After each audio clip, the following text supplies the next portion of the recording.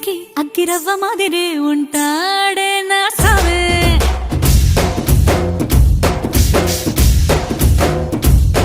మెత్తాని పత్తి పువ్వుల మరే సంటో